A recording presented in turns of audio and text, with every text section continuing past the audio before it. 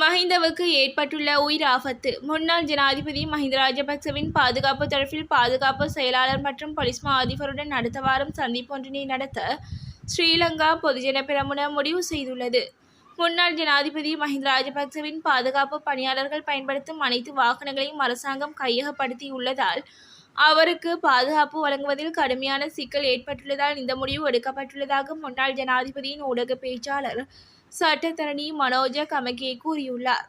முன்னாள் ஜனாதிபதிக்கு வழங்கப்பட்ட குண்டு துளைக்காத வாகனம் மற்றும் 2 வாகனங்கள் அரசாங்கத்தின் அறிவிப்பின்படி மீள ஒப்படைக்கப்பட்டுள்ளன. தைட்டி திஸ்ஸவிகாரை அகற்ற கோரி தொடரும் போராட்டம். யாழ்ப்பாணம் வலிகாமம் தைட்டி பகுதியில் அமைந்துள்ள திஸ்ஸவிகாரைக்கு எதிராக இன்றும் போராட்டம் ஒன்று முன்னெடுக்கப்பட்டுள்ளது. சட்டவிரோதமான முறையில் குறித்த விகாரை அமைக்கப்பட்டுள்ளதாக கூறியும் அதனை அங்கிருந்து அகற்றுமாறு கோரியும் போராட்டத்தில் ஈடுபட்டவர்கள் வலியுறுத்தியுள்ளனர். ஒவ்வொரு பௌர்ணமி தினத்துக்கும் போராட்டம் முன்னெடுக்கப்பட்டு வருகின்ற நிலையில் இன்றும் குறித்த போராட்டம் முன்னெடுக்கப்பட்டுள்ளது. போராட்டத்தில் ஈடுபடுபவர்கள் பதாதைகளை ஏந்தி கோஷமிட்டு கைகளில் கருப்பு கொடிகளை தாங்கியவாறு போராட்டத்தில் ஈடுபட்டு வருகின்றனர். வெளிநாட்டிலிருந்து இலங்கை திரும்பியவர் விமான நிலையத்தில் கைது. வெளிநாட்டு சிகரெட்டுகளை நாட்டிற்குள் சட்டவிரோதமாக கொண்டு வந்த ஒருவர் கட்டுநாயக்க விமான நிலையத்தில் போலீஸ் போதைப்பொருள் தடுப்பு பிரிவின் அதிகாரிகளால் கைது செய்யப்பட்டுள்ளார். சந்தேக நபர் இன்று காலை 5:20 மணிக்கு பிட்ஸ் ஏர் விமானம் 8D-822 துபாயிலிருந்து கட்டுநாயக்க விமான நிலையத்திற்கு வந்தடைந்துள்ளார். கந்தலாய் பகுதியைச் சேர்ந்த 48 வயதான சந்தேக நபர் துபாயில் 3.5 ஆண்டுகளாக பணியாற்றி வந்த நிலையில் நாடு திரும்பியுள்ளார். இலங்கையில் திருமணம் செய்து கொள்பவர்களின் எண்ணிக்கையில் மாற்றம். 2020ஆம் ஆண்டுடன் ஒப்பிடும்போது 2024ஆம் ஆண்டில் நாட்டில் பிறப்புகளின் எண்ணிக்கை 80,945 குறைந்துள்ளதாக பதிவாளர் நாயகம் திணைக்களம் தெரிவித்துள்ளது.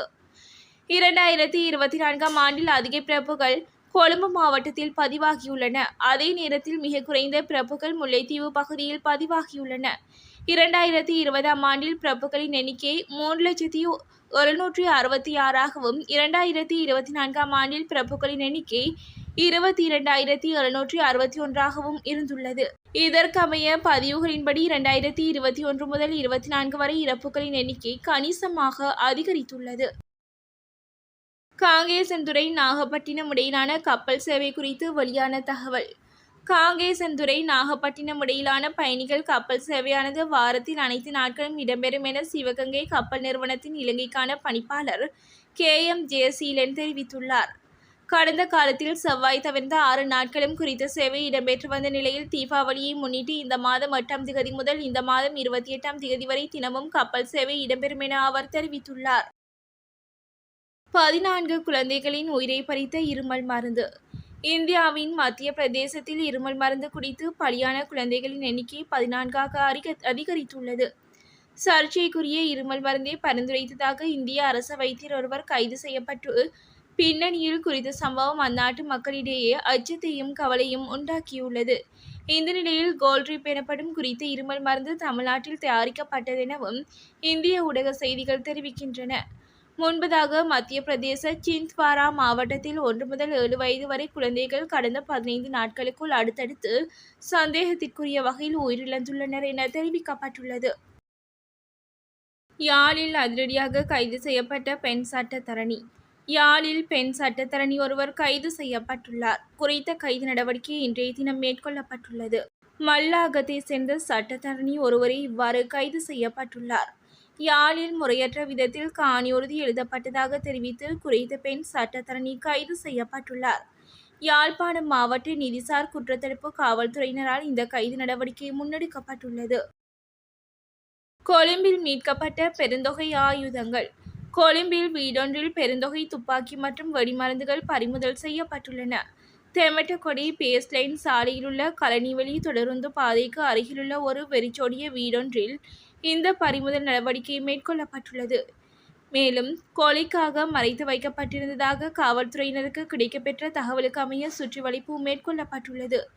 இதனை அடுத்து குறித்த ஆயுதங்கள் மீட்கப்பட்டுள்ளதாக தெரிவிக்கப்படுகிறது. இன்று காவல் நிலையத்தில் முன்னிலையாக முடியாது. விமல் வீரவன்ச அறிவிப்பு. தங்காலை காவல் நிலையத்தில் இன்று முன்னிலையாக முடியாது என அறிவிக்கப்பட்டதை அடுத்து காவல்துறையினர் தனக்கு மற்றொரு திகதியை வழங்குவதற்கு இணங்கியதாக விமல் வீரவன்ச தெரிவித்துள்ளார். முன்னாள் நாடாளுமன்ற உறுப்பினர் விமல் வீரவன்சவை இன்று தங்காலை காவல் நிலையத்தில் முன்னிலையாகுமாறு அழைப்பாணை அனுப்பப்பட்டிருந்த நிலையிலே அவர் இதனை அறிவித்துள்ளார். அண்மையில் கைது செய்யப்பட்ட புவக் தண்டாவே சானா என்ற நபரின் அரசியல் தொடர்புகள் குறித்து விமல் வீரவன்ச வெளிப்படுத்திய உண்மைகள் தொடர்பில் வாக்குமூலம் பெறுவதற்காக இந்த அழைப்பாணை அனுப்பப்பட்டுள்ளது. யாழில் வீடொன்றின் மீது பெட்ரோல் குண்டு தாக்குதல். யாழ்ப்பாணம் மச்சிவேலி பத்தமேனியிலுள்ள வீடொன்றிற்கு நேற்றிரவு இனந்தெரியாதோர் பெட்ரோல் குண்டு வீசி தாக்குதல் மேற்கொண்டுள்ளனர். நேற்றிரவு குறித்த வீட்டிலுள்ளவர்கள் வீட்டின் வெளிக்கதவை மூடிவிட்டு வீட்டிற்குள் இருந்த வேளை இரவு 10:45 மணியளவில் மோட்டார் சைக்கிளில் வந்த இனந்தெரியாதோர் பெட்ரோல் குண்டு வீசி தாக்குதல் நடத்தியுள்ளனர். வீட்டில் உள்ளவர்கள் வெளியில் வராது அயலவர்களை அழைத்தபோது குறித்த தாக்குதல் நடத்தியவர்கள் வீட்டின் கதவுகளை உடைத்து சேதப்படுத்திவிட்டு சென்றுள்ளனர்.